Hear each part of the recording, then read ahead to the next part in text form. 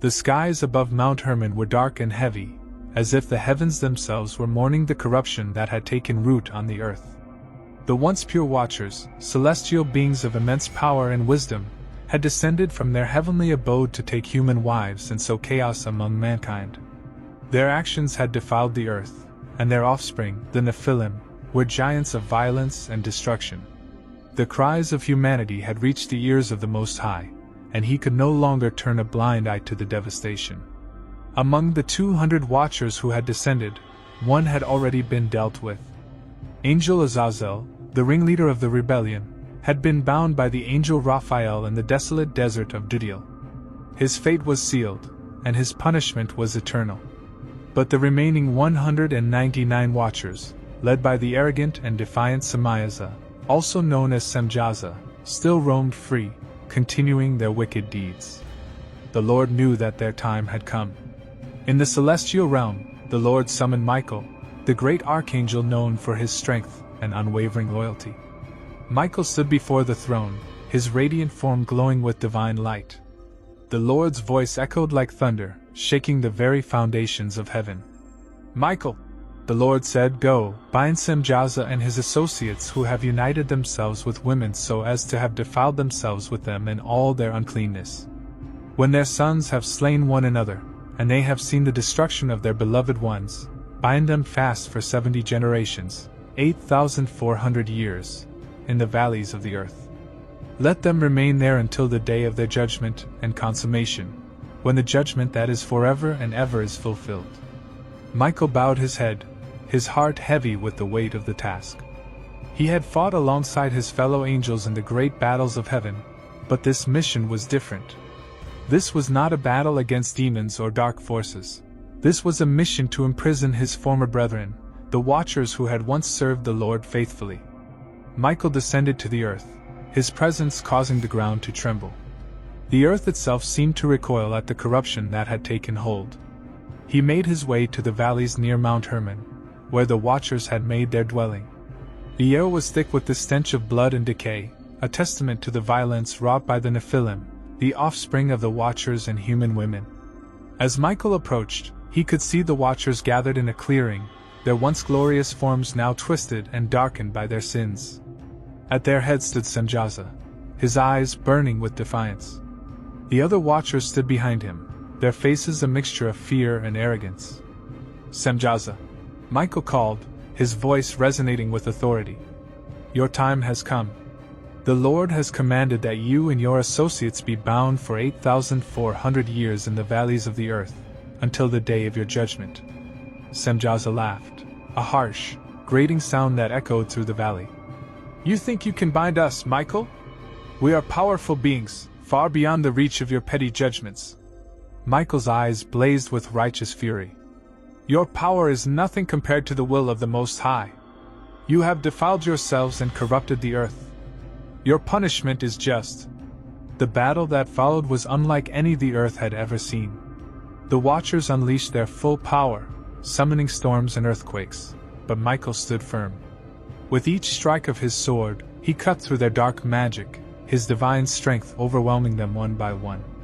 Semjaza fought with the desperation of a cornered beast, but even his power was no match for Michael. With a final, mighty blow, Michael struck him down, binding him with chains forged in the fires of heaven. The other Watchers, seeing their leader defeated, tried to flee, but Michael was relentless. One by one, he bound them, their cries of defiance turning to wails of despair. When the last Watcher was bound, Michael led them to a deep, hidden valley, a place of darkness and despair. He cast them into the earth, sealing them with a divine seal that would hold them for 8,400 years. The ground shook as the valley closed over them, their cries echoing into the void. As Michael stood over the sealed valley, he felt a profound sadness. These were beings he had once called brothers, now condemned to an eternity of torment. But he knew that their punishment was just. They had brought destruction and suffering to the earth, and their actions had to be answered. The Lord's voice echoed in Michael's mind. "Destroy all the spirits of the reprobate, and the children of the Watchers, for they have wronged mankind. Let every evil work come to an end, and let the plant of righteousness and truth appear. Michael set about his final task, hunting down the Nephilim and the spirits of the reprobate. He moved swiftly and mercilessly, his sword cutting through their dark forms. The earth trembled with each blow, as if it were purging itself of the corruption that had plagued it for so long. When the last of the Nephilim fell, Michael stood on a hill overlooking the land. The skies began to clear, and a gentle breeze carried the scent of fresh earth and new growth. The plant of righteousness and truth had begun to take root, and the earth was finally free from the grip of evil. In the depths of the earth, the 199 watchers lay bound, their forms twisted and broken. The chains that held them were unbreakable, forged by the hand of the Most High. They could feel the weight of the earth above them, pressing down on them like a tomb. For 8,400 years, they would remain there, trapped in the darkness. They would have no rest, no respite from their torment. The only thing they could do was wait for the day of their judgment, when they would be cast into the abyss of fire, to be confined forever. But even in their despair, a spark of defiance remained. Semjaza, though bound, still clung to his pride. He whispered to his fellow watchers, his voice a venomous hiss. "We will not be forgotten," he said. "Our time will come again. The earth will remember us, and our names will be spoken in fear and reverence." The other watchers murmured in agreement, their voices a chorus of hatred and bitterness. They would wait, biding their time, until the day of their judgment. And when that day came, they would unleash their fury once more. As the centuries passed, the memory of the watchers faded from the minds of men. The earth healed, and the plant of righteousness and truth grew strong. But in the hidden valleys, the watchers waited, their hatred festering in the darkness. And though their time of judgment was still far off, the earth would never truly be free of their influence.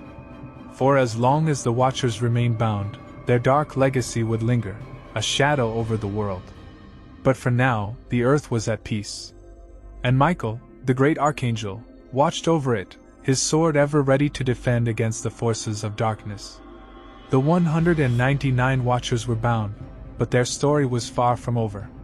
And somewhere, deep in the earth, they waited and plotted. The ancient texts speak of a time when angels walked among men, descending from the heavens not as messengers of God but as rebels against divine order. At the heart of this celestial defiance stood Semjaza.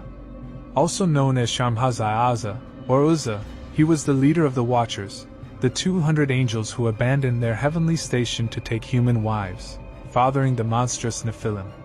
But their rebellion came at a great cost. Divine judgment was swift, and Semjaza, once a mighty angel, was condemned to a fate worse than death, an eternity of imprisonment and suffering. The Watchers, originally sent to guide humanity, succumbed to their own desires.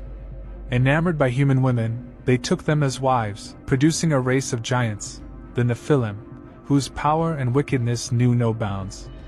The Book of Enoch describes how these giants ravaged the earth, consuming all living things and even turning against mankind. They introduced forbidden knowledge, sorcery, warcraft, and celestial secrets, leading humanity further into sin. As the world descended into anarchy, cries of anguish reached the heavens. The archangels, Michael, Uriel, Raphael, and Gabriel, stood before the throne of God, bearing witness to the corruption of creation. It was then that the decree was issued: divine intervention was necessary to cleanse the earth of this great evil. Even as the Nephilim perished in their own war, the Watchers still stood defiant. Their leader, Semjaza, once a mighty and revered angel, now bore the full weight of his transgressions. He had led his brethren into rebellion, taken an oath with them atop Mount Hermon, and defiled the earth with forbidding unions. But his time of reckoning had come. The decree was given. Bind Semjaza fast for 70 generations in the valleys of the earth, till the day of their judgment and of their consummation. 1 Enoch 10 verse 12. Under divine command, the angels descended upon Semjaza. He was stripped of his power and cast into the depths of the earth, bound in chains beneath the mountains where he would remain for 70 generations. The once proud leader of the Watchers was now a prisoner, awaiting the final judgment that would seal his fate for eternity. But the punishment did not end there. The Watchers who had followed Samaya's path were also sentenced to an eternal fate. They would be led to the abyss of fire, a place of torment and imprisonment. In those days they shall be led off to the abyss of fire, and to the torment and the prison in which they shall be confined forever. 1 Enoch 10 verses 13 to 14. This abyss, described in various texts as a place of unimaginable suffering, was to become the eternal prison of the Watchers. It was a place where time had no meaning, where agony would persist for all eternity, and where the fallen angels would experience the full weight of divine wrath. Thank you for your support.